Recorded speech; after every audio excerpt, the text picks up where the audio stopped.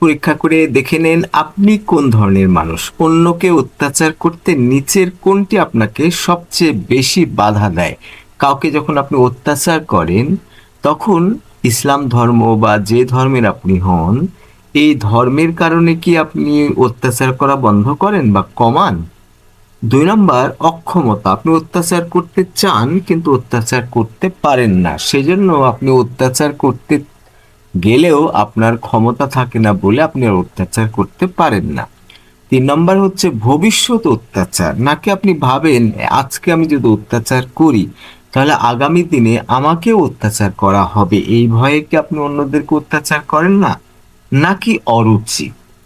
অরুচি মানে মানুষকে অত্যাচার করতে আপনার খুবই খারাপ লাগে, অরুচি লাগে, বিশ্রী লাগে। বলে সিগারেট যারা খান না কিন্তু খেতে ইচ্ছা করে তাদের একরকম, আবার সিগারেট খেতে চান না আবার খান না, তার মানে হলো আমার কানাডিয়ান বন্ধু সিগারেট খায় না কেন? কারণ সিগারেটের গন্ধই সে সহ্য করতে পারে না, তার মানে সিগারেটে তার অরুচি। ঠিক একইভাবে বোঝা যাচ্ছে যে অত্যাচার আপনি করতে পারেন না এক রকমে, করতে চান না আর এক রকম, আর একটা হলো খুব অরুচি লাগে, বিশ্রী লাগে। তাহলে বন্ধু সিগারেট খায় না কারণ তার ওতে অরুচি আছে, তার মানে কোনোদিনই সে সিগারেট খাবে না। আর একজনের হচ্ছে রুচি আছে কিন্তু মনে করে টাকা লাগবে, শরীরের ক্ষতি হবে, মানুষ কি বলবে, খায় না, বিভিন্ন কারণে হতে পারে। তাহলে যে বন্ধুর সিগারেটে গন্ধ লাগে সে তো নিরাপদ।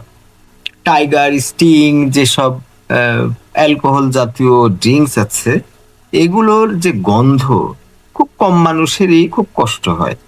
তা আমার ক্ষেত্রে দেখেছি যে খুব গন্ধ লাগে, বা কারো ক্ষেত্রে গন্ধ লাগতে পারে। তাহলে যদি গন্ধ লাগে তাহলে টাইগার, স্টিং, এগুলো পাওয়ার, এগুলো সে খাবে না। ঠিক সিগারেটের যদি গন্ধ লাগে তাহলে খাবে না, আবার সিগারেটের গন্ধ লাগে না, ভালো লাগে কিন্তু অনেক চেষ্টা করে খায় না, সেটাও হতে পারে।